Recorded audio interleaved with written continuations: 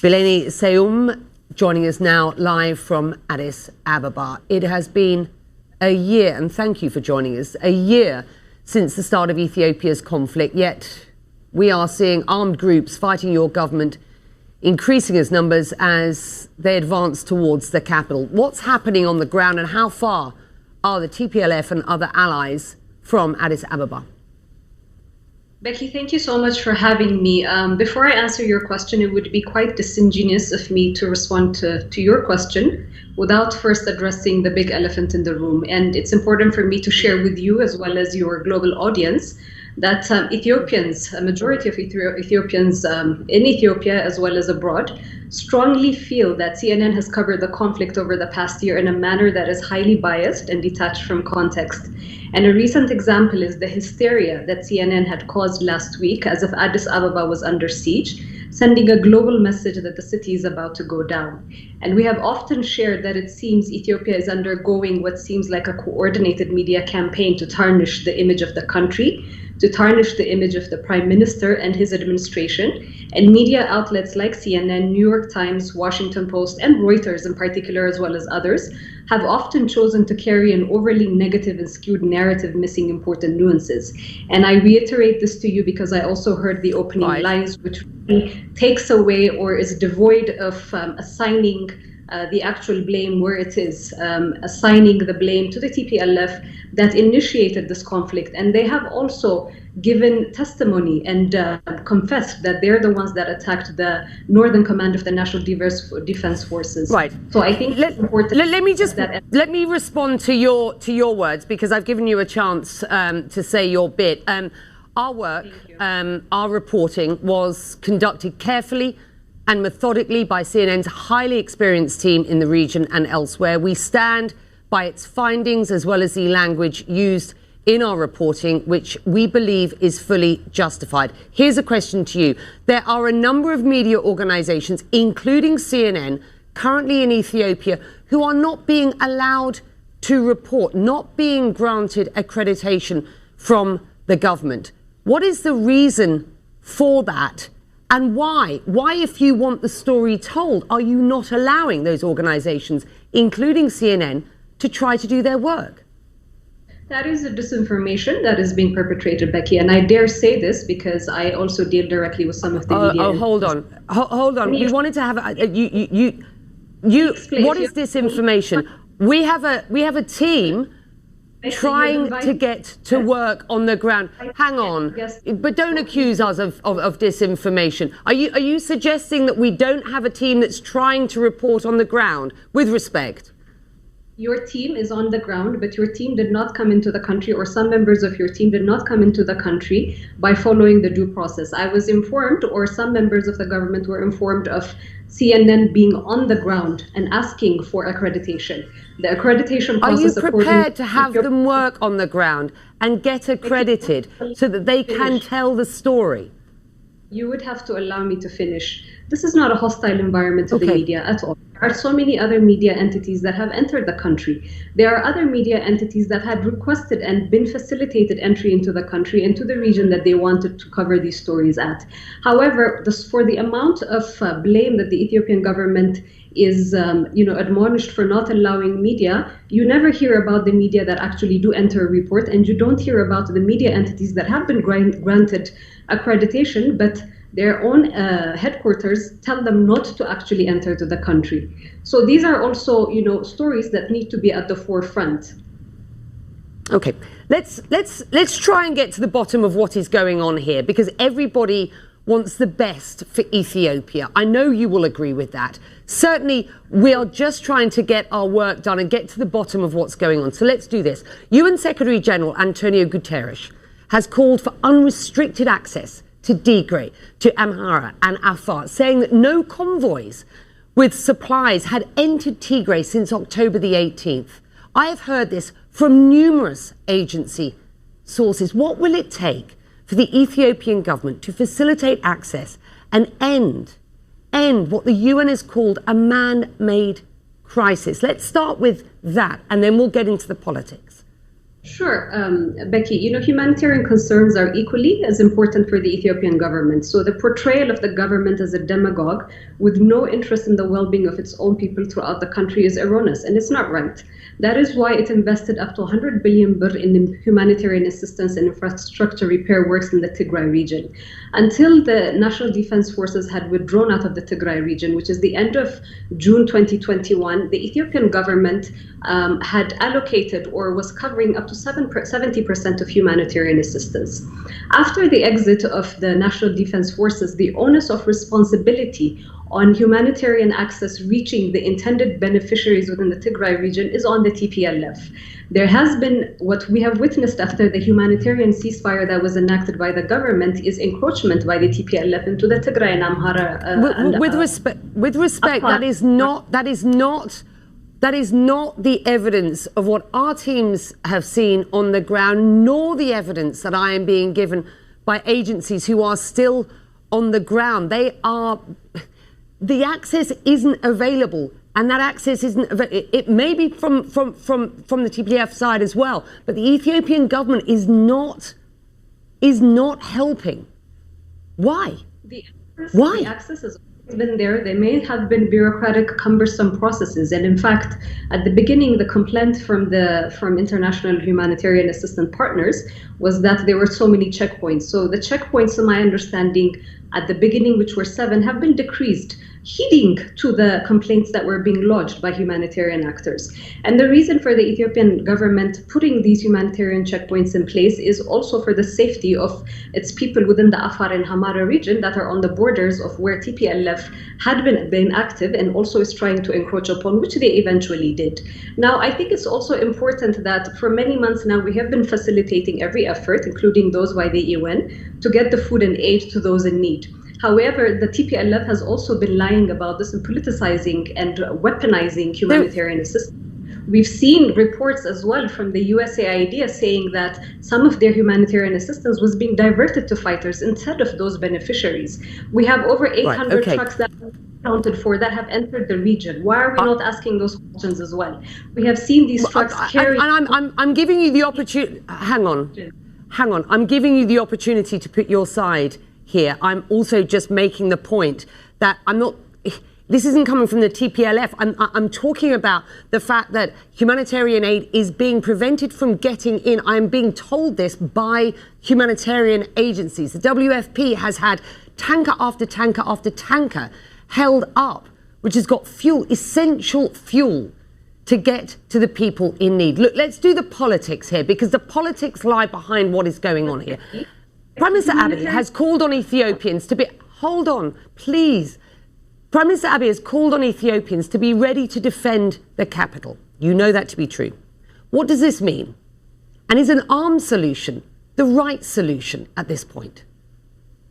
Okay, so the Prime Minister calling upon the Ethiopian people to defend their city, to defend their communities, to defend their country is supplanting or supporting the government's responsibility and constitutionally mandated responsibility to thwart off any attacks, any terrorist attacks. As you know, the TPLF and their partners have been deemed or designated by the House of People's Representatives in an Ethiopian constitutionally clear process, designated as terrorist organizations. So you are seeing the rhetoric coming from the other side saying we're going to take over Addis Ababa, there's going to be a siege of the capital. With all this narrative building up, it's important for everybody to be aware and to be alert. So this is not necessarily from the Prime Minister to arm everybody and descend into civil chaos, but this is about being vigilant in their communities that this kind of threat, which is being overtly declared by the TPLF, is upon us. The Prime Minister also said, and I quote him here, "We will bury this enemy with our blood and bones and make the glory of Ethiopia high again," calling on citizens to take up arms and, quote, bury the terrorist TPLF. This is very heavy rhetoric from a leader. And it doesn't sound from that as if there is any room for the Ethiopian government to talk to the TPLF. Look, Facebook removed the Prime Minister's post. How can Ethiopia unite under this current Prime Minister when he continues to use language inciting violence against particular Becky, ethnic groups? That is the perspective and the perspective of CNN. The Ethiopian government ran the first I've just quoted what the Prime Minister said in a Facebook post that was then removed by Facebook for inciting violence. You need to let me explain. You need to let me explain. Okay. We are testing the removal of this post by Facebook because we do not feel that it is as alarmist as Facebook has. Now, there's other context for these global corporations and global entities working with social... What part of that post do you not see as alarmist? Do you not see as Can I finish? Insightful? Can I finish? It's very I'm hard asking you, I am literally asking you a very simple question there. The nuances of the Amharic language. The Prime Minister is not asking people to go and attack their counterparts and their brothers and sisters. There has been a clear pathway from the Prime Minister from the beginning that he came to the administration, asking for peace, asking for unity throughout the country. There have been several attempts by the TPLF and the war drums that have been beating up before the November 2020 altercation. Through all of that, the federal government, championed and spearheaded by the Prime Minister, has been very clear that we did not want this to descend into where it is right now. So calling upon the Ethiopian people to defend themselves, calling upon the Ethiopian people to protect themselves should not be seen in that negative light.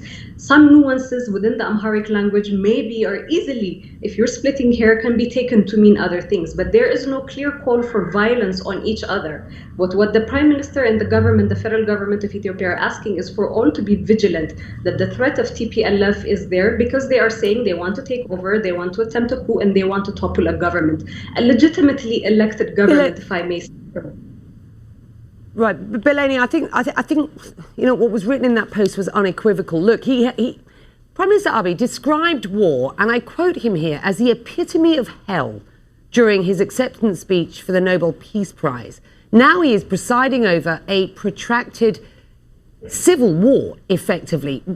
And by the way, how concerned are you that this is going to get worse and this will ultimately become a civil war? Perhaps we're not there yet.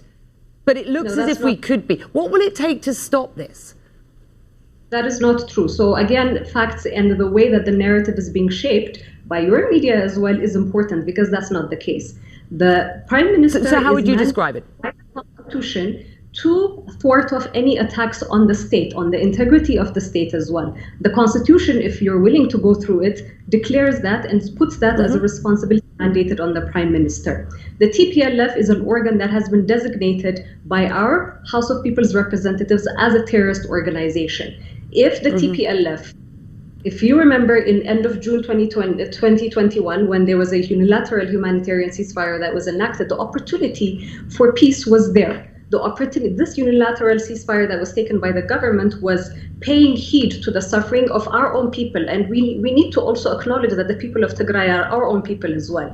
So heeding to the pains that they are undergoing because of the criminal tendencies and the power grab that is being pushed by a small criminal enterprise and a small clique, acknowledging that the unilateral humanitarian ceasefire was considered a joke by TPLF, and what you saw them is encroaching into two other regions, looting properties, destructing properties, killing civilians, raping women and children as well. So this needs to be thwarted.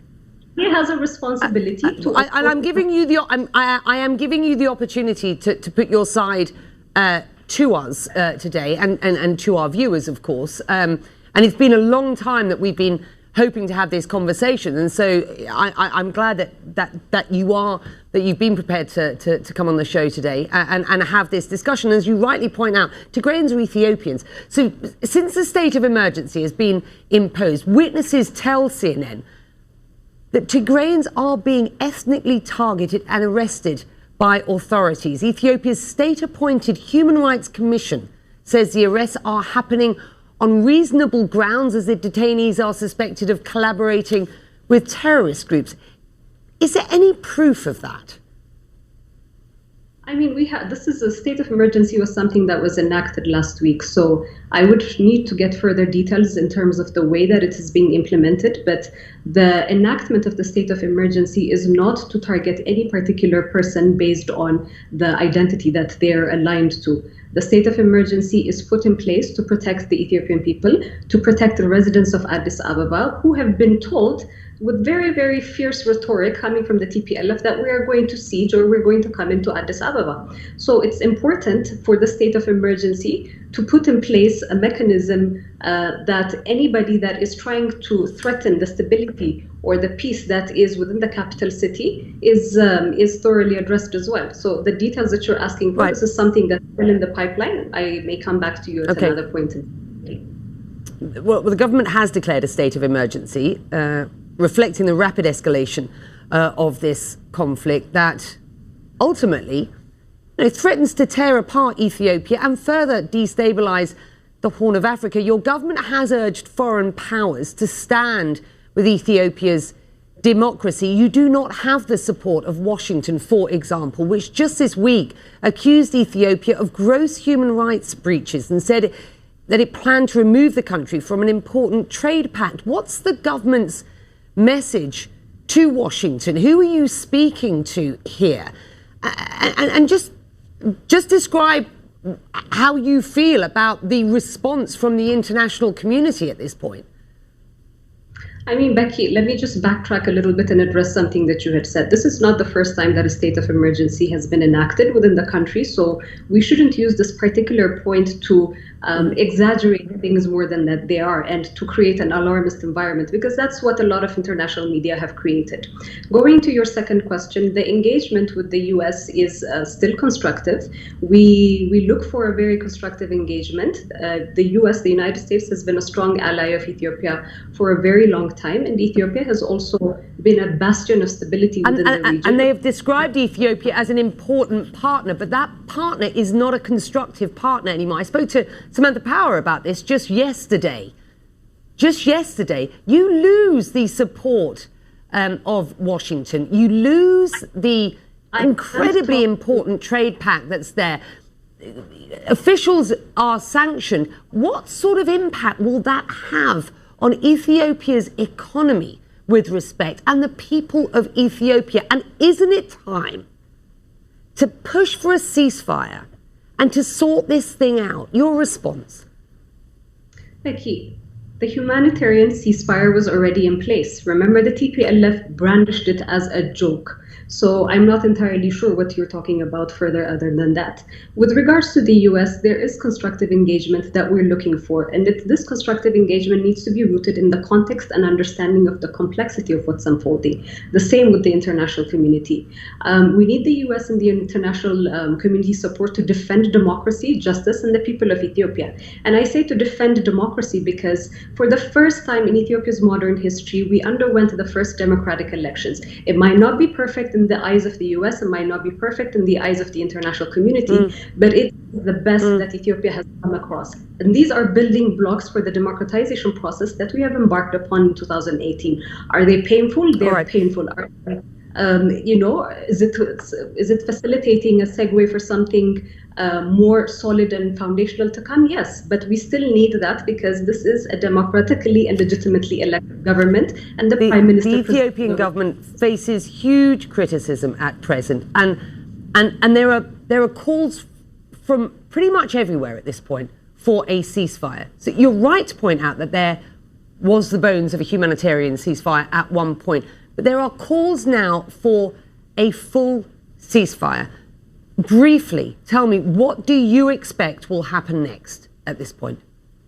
You know, this is something that Ethiopia has been preparing for in terms of facilitating a peaceful conclusion to this, really troublesome chapter. Ethiopia remains committed to enabling an all-inclusive national dialogue that is aimed at addressing all political contestations. And the institutions and processes that are being laid out for that national dialogue to take place, and such details will emerge accordingly. But we believe that this process needs to be Ethiopian in form, and in this nature, will produce positive results pertaining stability and peace. This inclusive national dialogue is something in the pipeline. with that, we will leave it there. We have been pushing to speak to the Prime Minister. I've wanted to get the Ethiopian government's perspective now for some time. I do appreciate your time today. It's important that we have this discussion. I would like to speak to the Prime Minister, so that invitation is there. If you would like to, please take that to him. I think it would be important for the international community, the rest of the world, the viewers who will be watching this show today and at this time every day. They would like to hear from Prime Minister Abiy Ahmed as well. So we thank you very much indeed for joining us.